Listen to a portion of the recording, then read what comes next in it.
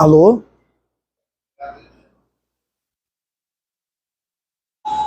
Alô? Sim, alô? Sim. Tá ligado. Alô, alô, câmbio.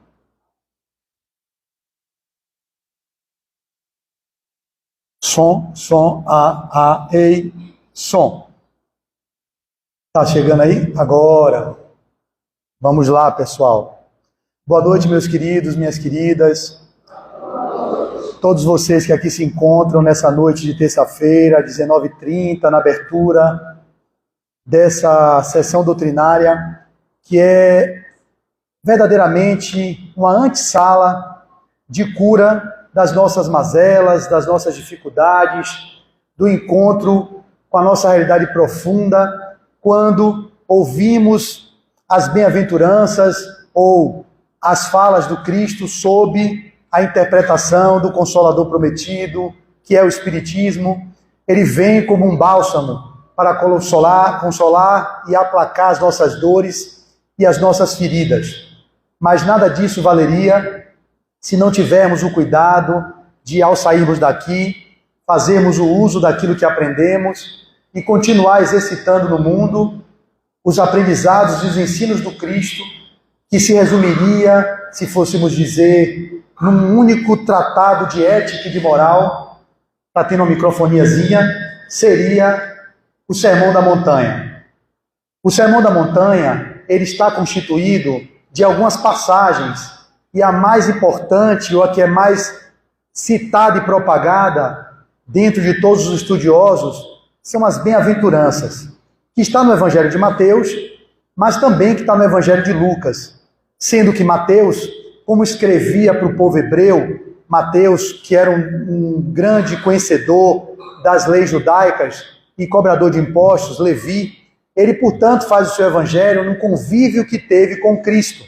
Para quem não sabe, os 4 evangelistas, Mateus conviveu com Jesus, e João, que é João Evangelista, que foi o único que morreu na ilha de Patmos sem ter uma morte trágica. Todos os outros 11 morreram de morte trágica. Judas se suicidou, Pedro foi crucificado de cabeça para baixo, e outros tantos tomou flechada, outros foram decapitados. Todos tiveram morte triste, menos João Evangelista, que era aquele mais novinho, que tinha mais ou menos 17 anos, que reencarnou no século XII, 13, 12, como São Francisco de Assis. É o mesmo ser. E Mateus, portanto, que convivia com o Cristo, ele pôde beber na fonte direta do Evangelho, da Boa Nova, e esses escritos, segundo alguns estudiosos, fala que Mateus sistematizou tudo nas bem-aventuranças, que está no capítulo 5 do Evangelho de Mateus, é justamente o capítulo 5, onde ele vai trazer todas elas compiladas de uma vez só, e o Sermão da Montanha, portanto, se dá continuidade a partir das bem-aventuranças. Só que o próprio Lucas também traz, as passagens das bem-aventuranças, só que ela foi sendo escrita ao longo de todo o Evangelho de Lucas, sendo que Lucas, que era um esculápio médico, ele não conviveu com o Cristo. Lucas escreve o Evangelho a partir de um chamado de Saulo, ou Paulo, que quando estava na prisão em Roma para ser decapitado, que ele foi decapitado, ele dizia: eu gostaria de ter escrito o Evangelho, porém eu não vou ter tempo. Está no livro Paulo Estevão, salvo engano. Como eu não terei tempo, gostaria muito que você pudesse escrever. E aí pede a Lucas, que conviveu com Paulo de Tarso, e Lucas, ele volta para Éfeso, e lá convivendo com Maria de Nazaré, a mãe do Cristo, dizem os estudiosos que o livro do Evangelho de Lucas são os evangelhos tidos como canônicos, aqueles que são legitimados pela Igreja Católica e pelas igrejas protestantes, são o de Mateus, que eu citei, que conviveu com Cristo, o de Marcos, que não conviveu com Cristo, o de Lucas, que não conviveu com Cristo, e de João, que conviveu com Cristo. Mas o de Lucas, ele é feito como se fosse um evangelho biográfico, ou melhor, ele traz uma narrativa que fala muito da parte da infância de Jesus, é o que mais fala da fase infantil do Cristo, porque ele vai tomar as informações a partir de Maria, que é a mãe de Jesus. E ali ele começa a escrever o Evangelho de Lucas, segundo São Lucas. Como o nosso contexto é sobre bem-aventurados os pobres de espírito, e nós vamos nos ater à passagem do Evangelho segundo o Espiritismo, que é o capítulo citado pela nossa confreira, que é justamente o que foi solicitado para que falássemos, o capítulo 7, que é intitulado Bem-aventurados os pobres de espírito. Nas bem-aventuranças, ela é quem abre os bem-aventurados os pobres de espírito, é quem vai abrir as bem-aventuranças. E tem um encadeamento lógico para que seja aberto com os bem-aventurados os pobres de espírito. Eu, verdadeiramente, para fazer as minhas exposições, eu ouço alguns palestrantes que eu recomendo como sendo de grande referência para algumas exposições mais especificamente evangélicas, para algumas exposições psicológicas, para algumas exposições doutrinárias de determinada linha de pensamento. Eu tenho aqueles que eu escolho. E para essas, normalmente, eu ouço muito o Haroldo Dutra, e eu ouço o Simão Pedro, eu ouço alguns palestrantes nacionais, Rossando Klinger, porque ele foi protestante, se tornou espírita. Eu ouço o Arthur Valadares, que fala do Evangelho com a propriedade, o menino jovem, e eu recomendo que vocês ouçam também. Ouço o menino, que é Victor Hugo, um jovem também, que tem uma fala muito doce sobre o Cristo. E ouço também meu amigo, que é daqui de Salvador, Flávio Santos, que já fez palestra sobre esse tema aqui algumas vezes. Eu também, salvo engano, já falei sobre esse tema. E Flávio Santos, para mim, me contempla, e muito do que eu vou dizer é meu xará, eu sou Flávio Neri, ele é Flávio Santos. Ele fala de muitas coisas que eu vou citar na minha fala, porque eu sei que ele estuda muito, eu também tenho meus estudos, mas eu vou pegando, como ele é uma enciclopédia ambulante, aquilo que ele vai citando e vou colhendo as fontes e vou estudando, e muito do que eu vou dizer a vocês é fruto, porque é muito importante a gente citar a fonte, né? A fonte é o Evangelho, segundo o Espiritismo, porém, outros autores que eu citei, mas algumas falas minhas eu não fui direto na fonte pesquisar, eu me balizei pelo que Flavinho falou, e como eu sei que ele é um cara que é muito fiel ao que ele diz, ou seja, ele tem um compromisso doutrinário muito importante, algumas falas minhas são fruto do que eu escutei nas duas palestras dele, que ele fez no GEPEC, comemorando 105 anos de uma casa espírita aqui na Ladeira da Graça, e uma outra que ele fez aqui no Salão Doutrinário da Casa do Caminho. E outras coisas eu vou tirar das obras que eu, porventura, vá citar durante minha exposição. Mas é importante que vocês ouçam a palestra dele, eu recomendo. Ouvi também Marcel Mariano, que fez um seminário, se eu não me engano, no Maranhão, sobre os bem-aventurados dos pobres de espírito, e outros autores, mas Flavinho é o que eu tenho mais assim, como um vínculo para essa palestra de hoje, dentre as leituras que eu fiz. Então, na perspectiva do Evangelho de Mateus, é óbvio que ele vai fazer a coletânea das bem-aventuranças dentro de uma sequência, que é o capítulo 5 dele. Só que Lucas ele vai fazer, como eu disse, durante todo o seu Evangelho. Mas fala-se que Mateus escreve de uma forma sistemática por causa do próprio viés que ele tinha, né? Como um cara que era um publicano e que tinha a vivência ali com o judaísmo, ele escreve para o povo hebreu. Escreve para o povo hebreu. É importante saber também que a língua que o Cristo falava era o aramaico, porque o hebreu era uma língua como se fosse o latim, que nas missas do tempo de alguns de vocês, que eu sei que tem pessoas aqui que são do tempo do Ronca, né? A gente fala assim, minha avó dizia isso, o tempo do Ronca é bem antigo, no sentido cronológico da vida no corpo nessa existência, porque eu posso ser muito mais do tempo do Ronca em termos de espírito reencarnando. Fica tudo escuro lá no fundo mesmo? Ou pode acender as luzes todas para ninguém cochilar? Porque aqui às vezes permeia uma entidade, se vocês não sabem, é bom avisar, que pode pegar vocês. Ela fica andando, isso, pelos campos aí, é chamado a entidade Morfeu. Ele toma vocês de um jeito, Morfeu, que vai fazendo vocês entrarem numa sonolência, aquela sonolência de 7h30 da noite, e já vai tendo um dia cheio, desde 6h30 que muitos acordaram, 5h30 outros, e que estão trabalhando e que chegam num salão desse, com ar-condicionado desse agradável, com a luz apagada no fundo, é um ambiente ideal para tirar uma pererecazinha, então um cochilinho e cair aí em cima da cadeira, e eu vou ver daqui as quebras de asa, né? Aí só falta assim as quebras de asa de um e de outro. Então daqui eu posso ver agora, melhorou bastante lá em cima, e vocês todos aí, então não durmam. São apenas 50 minutos, talvez menos, 40, porque o tempo eu tenho até 8h25, então já se esvai. Então passa rápido. Vocês têm a vida inteira para dormir, a gente dorme 6, 7, 8 horas por noite. Então no momento que estão aqui dedicados a um encontro doutrinário para ouvir alguma exposição, é importante ficarem vigis, não permitirem que Morfeu, esse obsessor, está e fazer com que vocês se dispersem. Eu agora estou preocupado com o meu Instagram. eu ativei, né, no Instagram, meu Deus, para que eu fiz isso logo agora? E é para me avisar a cada 10 minutos para eu sair do Instagram, né? Avisando, olha, você já tem 10 minutos no Instagram, tá na hora de fazer uma coisa mais importante. Só que eu não sabia, vocês que são jovens, que no meio de uma live, aí não é possível, eu estou gravando minha palestra e está aparecendo aqui toda hora, já tem 10 minutos, tá na hora de você sair. E aí eu olhei para cá agora, vi a tela preta, eu disse, será que gravou? Então, a cada 10 minutos, esse obsessor vai estar aqui agora, eu não vou poder mudar isso agora, eu vou ter que estar atento, de vez em quando, bater no olho. Eu vou até falar assim, vou falar mais assim, viu, gente? Me desculpe vocês que estão lá de cá, porque aqui eu pego com o rabo de olho, eu vejo a tela preta e vou tocando. Agora não. Vocês já fizeram isso? Vocês fizeram isso aí nos seus? É bom. Passou de 10 minutos, aviso. Está na hora, Flávio, de buscar fazer outra coisa. 20 minutos. Você já tem uma hora no Instagram e a gente perde muito tempo nas redes sociais e deixa de se dedicar a coisas que seriam mais úteis. Por exemplo, como ler o Sermão da Montanha, essa obra preciosa de Humberto Roden, que vocês poderiam ler, mas não leem porque ficam perdendo tempo com distratores que são nas redes sociais. Poderiam ler essa obra, Pensamento e Vida, de Emmanuel, que é um livro maravilhoso, fino e de uma profundidade incomparável. Poderiam ler a melhor obra que Humberto de Campos, no meu ponto de vista, publicou. Eu já li 5 vezes.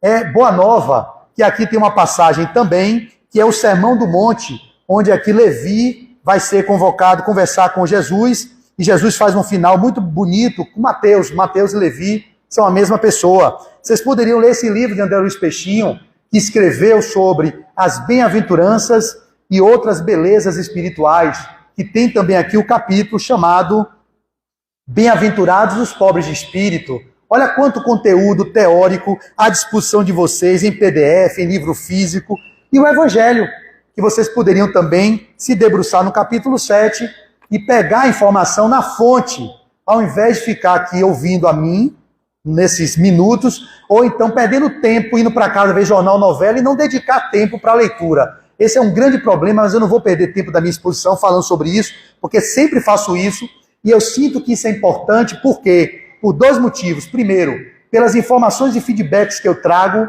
das pessoas que estão na plenária nas casas espíritas e que me devolvem, dizendo aquilo que você disse naquele dia foi muito importante.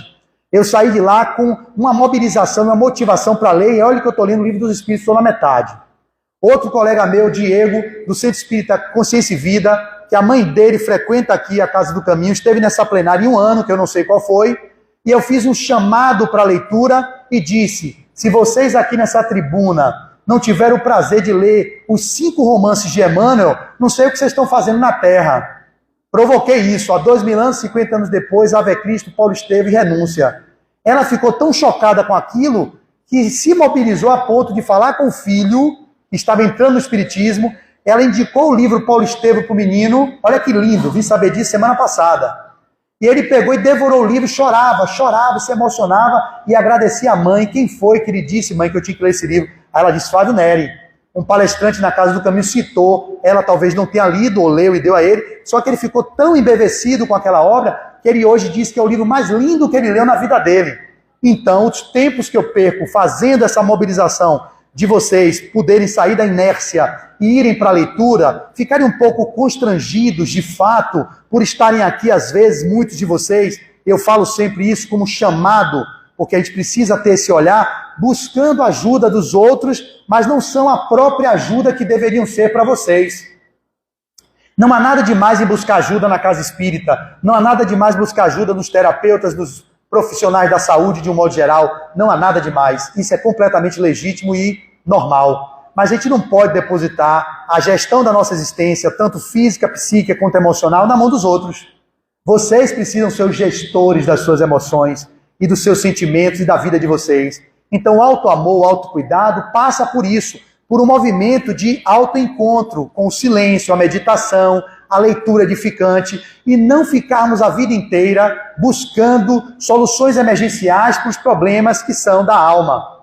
Eu falei no sábado, num seminário lá no Centro Espírita Consciência e Vida, um seminário sobre as terapias da alma, eu abri o seminário falando sobre o segredo da saúde.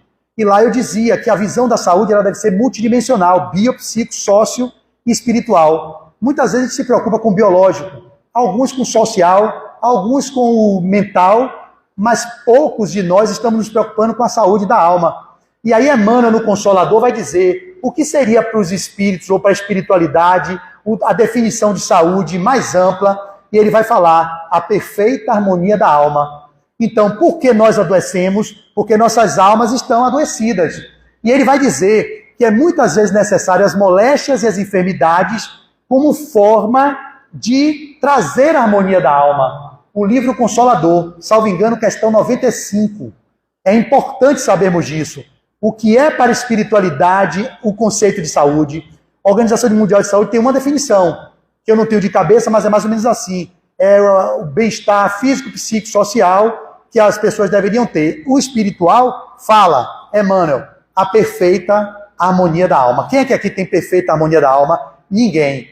Mas para que nós tenhamos a perfeita harmonia da alma, é preciso que muitas vezes, porque nós escolhemos isso, podíamos escolher o caminho do amor, é preciso às vezes moléstia, é preciso enfermidades, é preciso doenças no corpo, forjadas pelo pensamento desequilibrado, pelas emoções em desalinho, e o corpo se desorganiza manifestando doenças físicas. Enquanto não investirmos na alma, que é o espírito encarnado, nós vamos ter corpos doentes, ou doenças físicas ou psíquicas. As depressões, os transtornos de pânico, as ideações suicidas, as nossas doenças chamadas de transtornos bipolar do comportamento e as dos cânceres. Todas as doenças, de um modo geral, ela vai ter uma gênese na alma adoecida. Daí, leitura edificante, evangelho, é fundamental para que a gente possa ir tratando a alma. Não apenas buscar os esculápios, os profissionais de saúde, os psicoterapeutas, para dar a gente os remédios que seriam recursos momentâneos, necessários, mas provisórios, porque não vão na causa dos problemas. Eles manifestam e tratam sintomas. E tratar sintoma é do jeito que nós estamos no mundo hoje, que estamos viciados, e nós todos, quando eu falo de vocês, somos nós também, eu falo de mim, acostumados a buscarmos soluções mágicas, pílulas mágicas, para a resolução dos nossos problemas, porque nós temos preguiça. Preguiça mental, preguiça emocional e preguiça física. Haja visto um número de pessoas com sedentarismo elevado, pessoas com processos de distúrbios mais variados, pela preguiça. Esse pecado capital, né? Como diz aí. A gente fica com uma inércia e não consegue se mover em direção ao propósito da vida, que deveria ser a nossa autoiluminação, a nossa autodeterminação no sentido de buscar a nossa designação pessoal, buscar o nosso propósito existencial. A gente se perde e fica no mundo como se estivéssemos no verdadeiro parque de exposição. Queremos fazer do mundo a Disneylândia. Os espíritos reencarnam aqui não é para viver numa Disneylândia na Terra. A diversão faz parte. Mas ela não deve ser a busca como se fosse um circo ou apenas um hospital para cuidar de almas doentes. Aqui é um laboratório onde devemos desenvolver habilidades para nos educarmos, nos tornando pessoas melhores. É um educandário de almas. E é preciso se educar. E não há como ter crescimento moral sem ter a informação, sem o crescimento intelectual. Você pode até ter... você não tem como evoluir moralmente sem evoluir intelectualmente. Nem sempre os que são evoluídos intelectualmente, e é muito comum vocês verem aí pessoas com desenvolvimento intelectual avançado, porém moralmente totalmente no chão do que diz respeito ao avanço moral. Porém, a gente precisa ter essa atenção. Sem leitura, sem informação, sem autoconhecimento, nós não nos transformamos moralmente. E aí Mateus, quando traz as bem-aventuranças, que vocês, porventura, podem não lembrar, ele diz assim, bem-aventurados, Jesus diz assim, ele faz a compilação nas bem-aventuranças de uma forma sequenciada. Bem-aventurados os pobres pelo Espírito, porque deles é o reino dos céus. Bem-aventurados os puros pelo Espírito, ou melhor, bem-aventurados puros. A gente usaria o termo limpos. Eu não vou entrar nesse movimento porque não temos tempo para isso. Mas seria mais indicado, bem-aventurados os limpos de coração, porque eles verão a Deus. Bem-aventurados os que fazem a paz, ou os fazedores da paz, porque eles serão chamados filhos de Deus. Bem-aventurados os que têm fome e sede de justiça, porque eles serão saciados. Bem-aventurados os misericordiosos, porque eles alcançarão misericórdia. Bem-aventurados os que andam tristes, porque eles serão consolados. Bem-aventurados os mansos, porque eles possuirão a terra. Bem-aventurados... Será que vai interromper minha live? Bem-aventurados os mansos, porque eles possuirão a terra, e bem-aventurados que sofrem perseguição por causa da justiça, porque deles é o reino dos céus. Há uma sequência que vale a pena vocês depois entenderem por que começa com bem-aventurados os pobres pelo Espírito. Daí já vem uma grande controvérsia. Alguns autores, como Humberto Roden, que é o que eu prefiro, eu li esse livro tem muito tempo, li 2 vezes e coloquei espetacular. Li 2 vezes, uma vez no Evangelho no Lar e uma vez sozinho. Ele é um livro maravilhoso, que resume as bem-aventuranças de uma forma muito interessante. Humberto Roden não é espírita, é universalista, filósofo de Santa Catarina, e tem a Martine Claret como uma das grandes editoras que publicam suas obras. Ele traz o termo, ao invés de bem-aventurados os pobres de espírito, porque há margem para interpretações variadas, ele vai falar que bem-aventurados os pobres pelo Espírito. Pelo Espírito vocês vão entender por quê. Outros autores trazem outras formas de falar sobre essa bem-aventurança. Porém, a gente prefere ficar com a informação do que o Roden traz. Bem-aventurados os pobres pelo Espírito. Só que Emmanuel vai trazer contribuições também. Quando lá no livro, salvo engano também, de Paulo Estevão, ele vai, para poder se sair dessa confusão, ele ao invés de mudar o de espírito, ele usa bem-aventurados os humildes de espírito. Muda o termo espírito. Olha como vai ter mudanças. Bem-aventurados os pobres de espírito, bem-aventurados os pobres pelo espírito, bem-aventurados, segundo Emmanuel, os humildes de espírito. Isso fica mais condizente. Por quê? Pobre de espírito, como é que nós entendemos aí?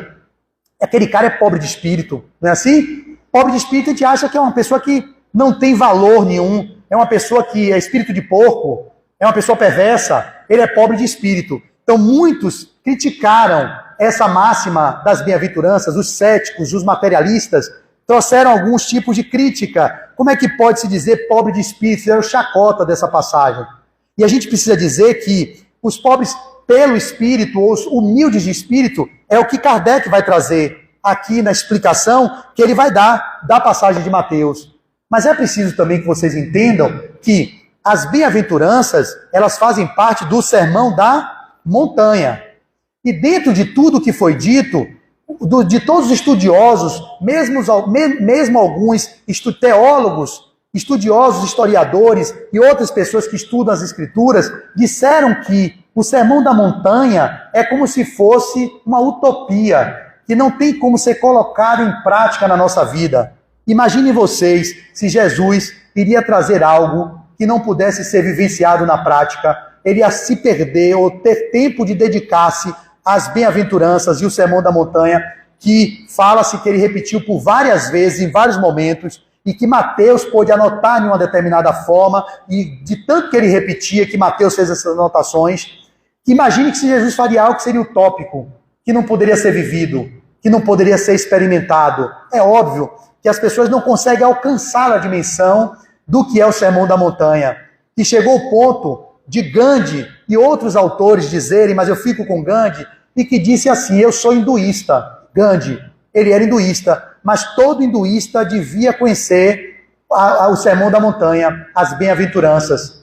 E ele fala mais: se todos os livros sagrados do mundo fossem perdidos ou fossem queimados, se só restasse o Sermão da Montanha, nada estaria perdido. Nós poderíamos erguer um tratado de ética e moral que poderia viger sobre a terra. Imagine então a importância do Sermão da Montanha para o entendimento de nós todos que vivenciamos essa experiência no mundo de provas e expiações.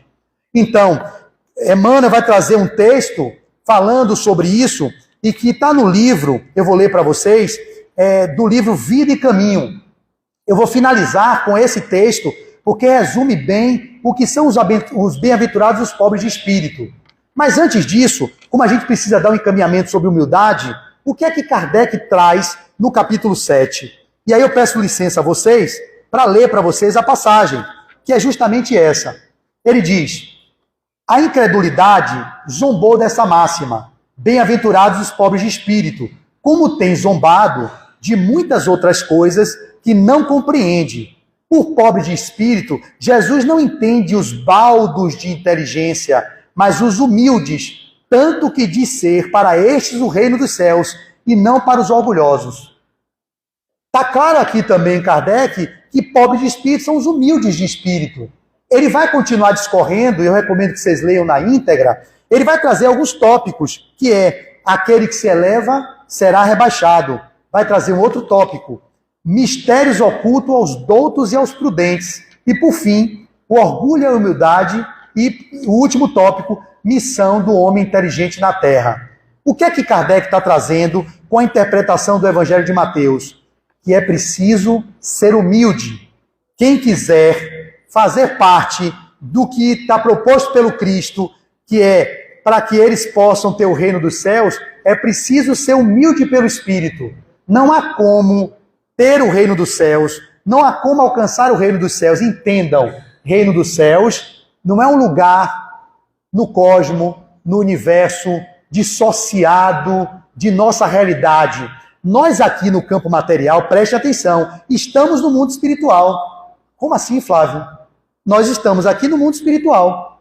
O mundo espiritual é único, só que tem dimensões. Para que nós nos expressemos enquanto estrutura orgânica do jeito que somos compostos, nós temos essa realidade do planeta Terra que favorece a nossa reencarnação aqui, para que o espírito imortal que somos possa jornadear nesse corpo, nesse personagem que vocês são, para alcançar sua autodeterminação, sua designação pessoal. Preste atenção. Então, o plano espiritual é tudo, com manifestações de terceira dimensão, quarta dimensão, quinta dimensão, os multiversos, tudo é plano espiritual. Quando a gente está no corpo, nós estamos aqui para aprender, para evoluir. A reencarnação não é punição, ela não veio como punição, é um processo educativo do espírito. E assim nós, quando chegamos aqui, nós nos perdemos. Quando a gente fala alcançar o reino dos céus, não entenda o reino dos céus como algo fora. O reino dos céus está dentro. O que é o reino dos céus? Se não encontrar com o divino que habita em cada um de vós. Vós sois deuses? Ou não? Quem disse isso? Hein? Quem disse isso? Não foi ele? Se vós sois Deus, se você sabe que é Deus em potencial, o que é que vocês estão perdendo tempo procurando coisa fora? Por que não estão indo para dentro para encontrar o Deus interno, o Cristo interno que habita em cada um de vós? Vós não sois centelha divina, segundo a codificação? Centelha divina é o quê? Criatura criada pelo Criador. O Criador é Deus, que é a consciência suprema, a inteligência suprema, a causa primária. Se ele nos cria e diz que nós somos Deus, Jesus diz isso, por que é que a gente perde tanto tempo procurando encontrar Deus fora, procurando o reino dos céus fora, como se fosse um lugar, numa colônia, onde estivessem anjos abandando e tocando flautas ou tocando cítaras gigantes? A bem-aventurança para alcançarmos o reino de Deus está no mergulho para dentro, nos tornando humildes de espírito. E o que é humilde de espírito? Humilde foi muito mal interpretado por muitas pessoas que colocaram a humildade como algo externo. A humildade não é você não tomar banho. Tem pessoas que confundiam isso. Você ser humilde é uma pessoa que anda com maltrapilho, com camisa rasgada. Oh, é tão humilde ele. Não, ele é desleixado. Exceto pessoas que não tenham condições. Mas tem pessoas que são tão orgulhosas, que preferem trocar um anel de ouro por um anel de coquinho. Aí bota um anel de coquinho, aquele de tira com coquinho, para mostrar que está humilde. Não, ele é orgulhoso, é tão orgulhoso que faz uso do anel de coquinho para ser visto. Olha como ele é humilde, ele não tem mais anel de ouro, ele usa anel de coquinho. Isso foi Chico Xavier, Flavinho cantou na palestra, que uma certa feita uma mulher ficava dizendo que ela não valia nada, que ela isso, que ela não prestava. É um outro tipo de engano do que entendemos como humildade, que não é sobre isso. Tem esses que acham que andar rasgado é ser humilde. Outros acham que não tomar banho. Eu não tomo banho, é tão humilde que nem toma banho. Esse é porco, é sujo. Não é humildade você ficar fedendo junto dos outros. Não tem nada de humildade nisso. A humildade não é nada externo, é algo interno. E tem aquelas pessoas que pensam que humildade é se desvalorizar, se depreciar, se invalidar, a menos-valia, a autocomiseração. Quem sou eu para fazer um serviço dessa monta? Eu não valho nada. Eu sou uma pessoa que não tenho como ser útil nesse mundo de pessoas tão nobres. Eu me sinto tão mal. Aí tinha uma mulher que falava isso de forma repetitiva. Ah, eu sou uma pessoa que inválida. Mas não era que ela falava aquilo. Ela tinha uma pompa de circunstância. Aí disse que um amigo de Chico conversou com ele assim: poxa, Chico, tem essa mulher aqui que frequenta aqui, que fica o tempo todo dizendo que ela é humilde, que ela é uma pessoa que não tem desprovida de valor. E aí Chico falou assim: olha, porque Chico não para revelar, meu pai, para revelar o orgulho que ela traz. E isso não fala de humildade, fala de baixa autoestima. Tem pessoas que têm muita baixa autoestima e tem pessoas que têm tanta baixa autoestima que precisam de tantos recursos externos para serem aceitas e serem amadas. Flávio pode se vestir bem, falar bem, mas eu posso ter uma baixa autoestima imensa. Eu posso me sentir tão invalidado e tão inferior que eu me coloco externamente de um lugar, mas para esconder a minha desvalorização interna. Então, nem sempre pessoas também que têm toda a pompa e circunstância é porque estão no lugar realmente de realização. E elas podem estar com muito baixa autoestima, porém, se vestindo bem, se mostrando bem, com uma aparência, o verniz social, mas internamente estão destruídas nas suas condições. E nós da saúde mental, a gente vai dizer que pessoas que aparecem assim suja, maltrapilha, ou se invalidando muito, a gente vai dizer que tem problema de saúde mental. Está com problema, precisa se tratar, porque não é uma coisa de humildade ser assim. A humildade é algo interno, é uma coisa que não pode ser revelada. Chico Xavier trabalhava e era humilde na essência, e o que ele dizia era coerente com o que ele vivia, mas ele tinha um cuidado com a aparência, e nem por isso ele deixava de ser humilde. Ele queria usar peruca, aí as pessoas, vaidoso. Não, ele tinha uma autoestima que precisava ser preservada com a peruquinha dele. E que mal há nisso? Os nossos detratores vão dizer isso. Chico Xavier era vaidoso. Olha como ele usava peruca, não se permitiu ficar careca. Por quê? Ele dizia assim, é falta de caridade, Emmanuel dizia, você se apresentar para os outros, assim fez-se a gente, Chico. Diz que a túnica de Jesus era uma túnica de honra, que não tinha remendos. Era a túnica que se vestia os reis. E, no entanto, Jesus era a expressão da humildade na terra. O ser mais humilde que por aqui passou, que tinha o poder de transformar e realizar o que ele quisesse, de até não ir para o madeiro e morrer crucificado, mas ele escolhe se submeter aos poderes dos homens para honrar a proposta dele, que é o Pai, para o que ele foi enviado, para revelar o divino no homem Jesus, que era o homem de Nazaré. Então, essa interpretação equivocada, bem-aventurados os pobres de espírito, vamos mudar para bem-aventurados os humildes de espírito, os humildes pelo espírito, que submetem, subjugam o ego, que é essas expressões de manifestação do chamado amor próprio, que é egóico. Eu tenho um amor próprio muito elevado. Quando você ouve alguma pessoa falando que tem um amor próprio muito elevado, ela está na exaltação egóica. Quando a gente fala assim, eu tenho alto amor, isso é Joana de Anjos que vai dizer na sua série psicológica. É diferente amor próprio de alto amor. Eu sinto, Geizinha, a Cecília ali no fundo, né? Pessoas queridas eu vejo aqui na plenária, essa daí que me convida, não sei como ela ainda tem espaço para me convidar para falar, esse homem que não para de falar, né, gente? Parece uma máquina de falar. Mas estou aqui a serviço, porque quando a gente fala do alto amor, eu estou falando do autocuidado em cultivar os valores que eu trago como filho de Deus que sou, para expressar o melhor de mim na terra. Quando eu falo amor próprio, eu tenho um amor próprio, eu sou assim mesmo, isso é amor do ego.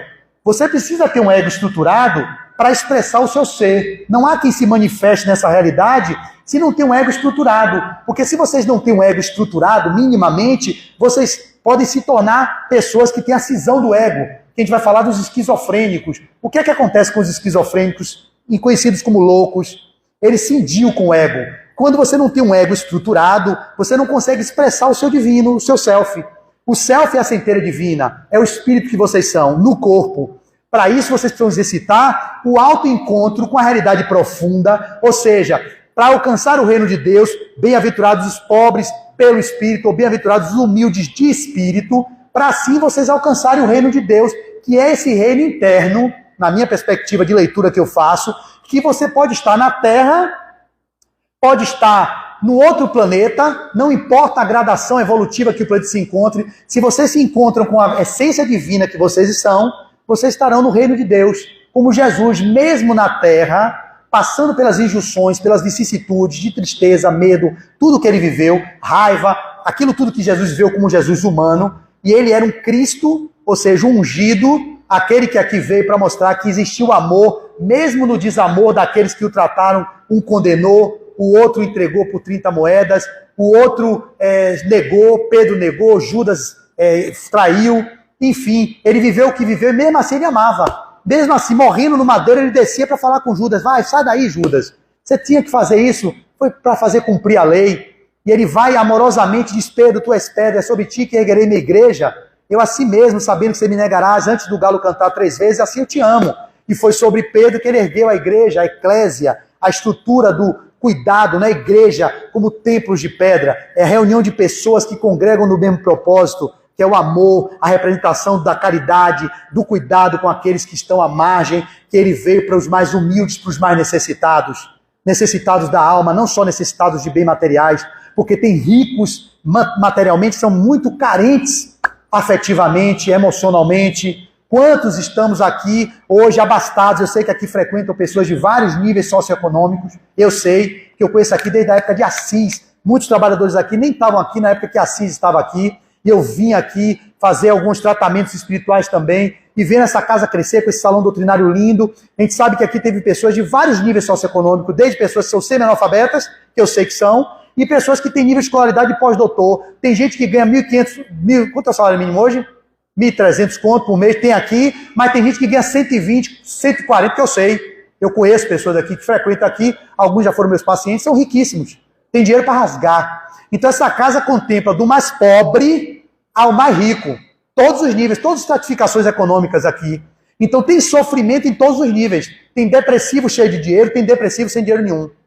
Tem alegres sem dinheiro nenhum e tem alegres com muito dinheiro. O problema não está em ter dinheiro ou deixar de ter. O problema está em ser. Quem diz isso é Humberto Roden e Joana de Ângeles. Ter e não ter não traz felicidade. Felicidade é ser. Porque se vocês forem tendo, vocês estão bem. Se vocês forem não tendo, vocês estão bem. Mas se vocês não são, o que é ser? É aquele que se encontra com a sua verdade. É aquele que encontra aquilo que é a verdade divina que habita em cada um.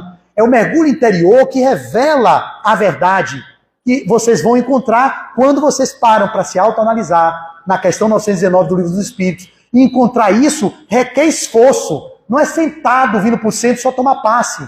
Porque pode tomar passe, se não muda os hábitos, se não olha para dentro, se não transforma aquilo que faz vocês estarem adoecendo, vocês não vão harmonizar a alma. E o que é a saúde integral? É a perfeita harmonia da alma. E para ter a harmonia da alma, a gente tem o quê? Moléstia.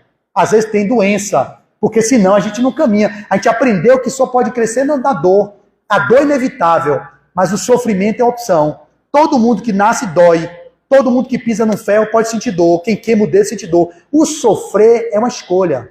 Mas há muitos de nós que sofremos, porque gostamos de ficar nesse, oh meu Deus, na poliqueixa extrema de viver uma vida na lamúria, ao invés de encontrar o belo do viver, da oportunidade de estarmos no corpo, de novo, revelando o divino que cada um de vocês são, vocês perdem tempo ficando na queixa daquilo que faltou, ao invés de se conectar com aquilo que está cheio. E como temos 5 minutos para terminar, para respeitar o horário até 8h25, você me falou, não foi? Tenho 5 minutos pelo aquele relógio? Não apague não, do Instagram. Então, nesses 5 minutos que me restam, eu vou fazer a síntese, lendo esse texto de Emmanuel, que foi citado no livro Vida e Caminho, de Chico Xavier, psicografia dele, quando ele diz assim: bem-aventurados os pobres de espírito. Quando Jesus reservou bem-aventuranças aos pobres de espírito, leia-se, aos humildes de espírito ou aos pobres pelo espírito, que eu acho essa definição melhor para evitar essas controvérsias de pobre de espírito, achando que é pessoa que não presta. Quando Jesus reservou bem-aventuranças aos pobres de espírito, não menosprezava a inteligência, nem categorizava o estudo e a habilidade por resíduos inúteis. Não era sobre isso que ele dizia. Vocês devem se investir no conhecimento, na informação, no desenvolvimento da inteligência, no crescimento intelectual. O Senhor, aliás, vinha enriquecer a terra com espírito e vida. O Divino Mestre, ante a dominação da iniquidade no mundo, honrava acima de tudo a humildade, a disciplina e a tolerância. Louvando os corações sinceros e simples, exaltava ele os que se empobrecem de ignorância, os que arrojam para longe de si mesmos o manto enganoso da vaidade, os que olvidam o orgulho cristalizado, os que se afastam de caprichos tirânicos e os que se ocultam para que os outros recebam a coroa do estímulo no imediatismo da luta. Os que renunciam à felicidade própria, a fim de que a verdadeira alegria reine entre as criaturas. Os que se sacrificam no altar da bondade, cultivando o silêncio e o carinho, a generosidade e a elevação dos domínios da gentileza fraterna, para que o entendimento e a harmonia dirijam as relações comuns no santuário doméstico ou na vida social e que se apagam a fim de que a glória de Jesus e de seus mensageiros fulgure para os homens. E, finalmente, aquele assim que souber fazer-se pequenino, embora seja grande pelo conhecimento e pela virtude, convertendo-se em instrumento vivo da vontade do Senhor, em todos os instantes da jornada redentora, guardando-se pobre de preguiça e egoísmo, de astúcia e maldade, será realmente o detentor das bem-aventuranças divinas na terra e no reino celestial desde agora. Era isso que eu queria trazer para vocês. O reino dos céus pode ser alcançado desde agora, desde que vocês se façam pobres ou humildes de espírito, encontrando assim o lugar da expressão do divino que habita em vocês, para que no mundo, aqui, no mundo material, o reino de Deus possa se instalar dentro das condições em que enfrentamos, onde impera o egoísmo, o orgulho e a vaidade, todos eles contrários à humildade. É nesse sentido que eu me despeço de vocês, agradecendo a atenção dos senhores e das senhoras, desejando que vivenciem lá fora, como eu venho me esforçando, mesmo com dificuldades extremas, há 27 anos militando nessa doutrina espírita, colocando em prática algumas dessas coisas que o Cristo nos traz, na tentativa de me tornando melhor, poder ser um instrumento de transformação daqueles que vivem em volta de nós. Muito obrigado pela atenção de vocês e muita paz e um bom tratamento para todos.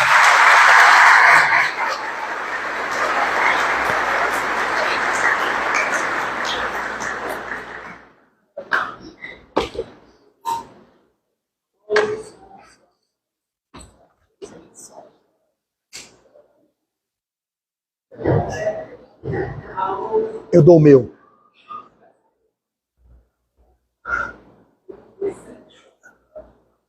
Dou o meu?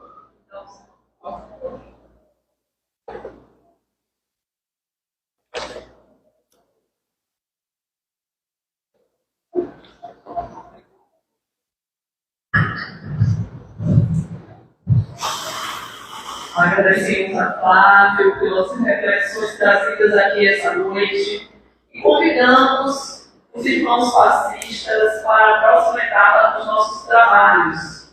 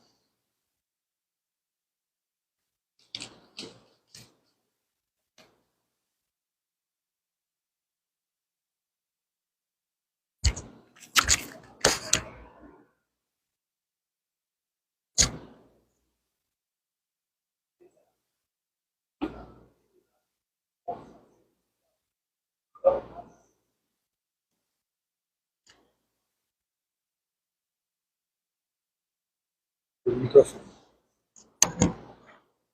Sozinho estava a lamentar a minha dor.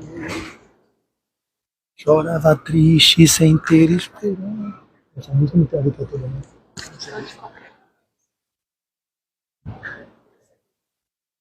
É, mas você não tem nada.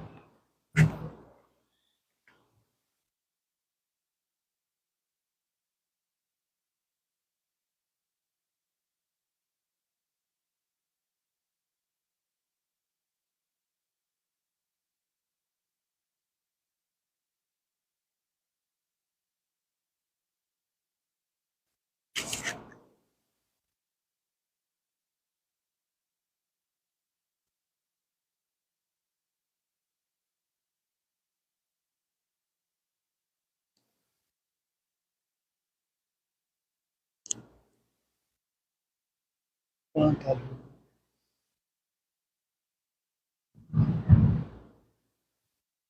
Quanta luz neste ambiente,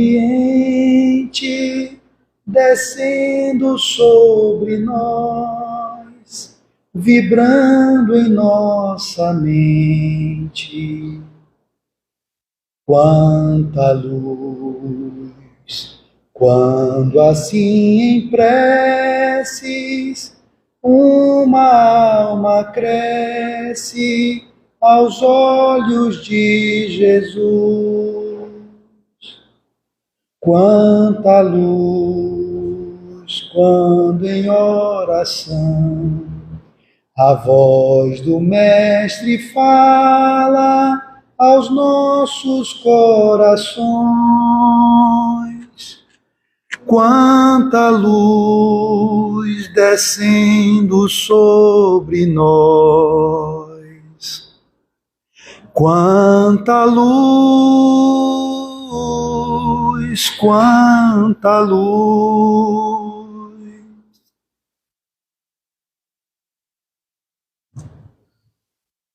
Querido Pai Celestial, obrigada, Senhor, pelo teu amor, por todos os benefícios, por tua bondade para conosco. Permita-nos, Pai,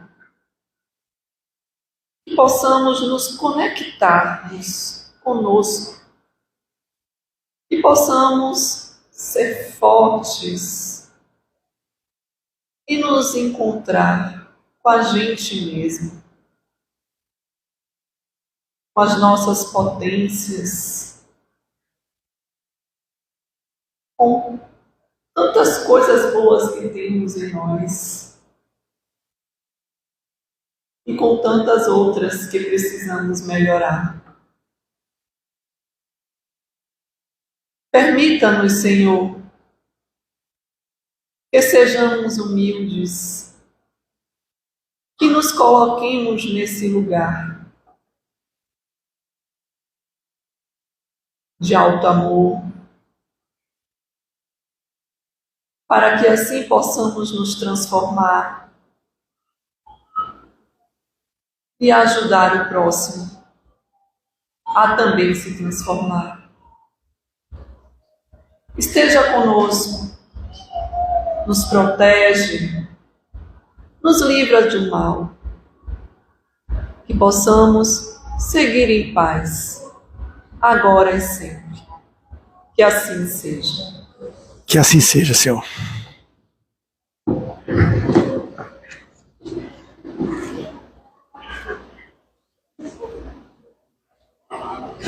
Meu amor.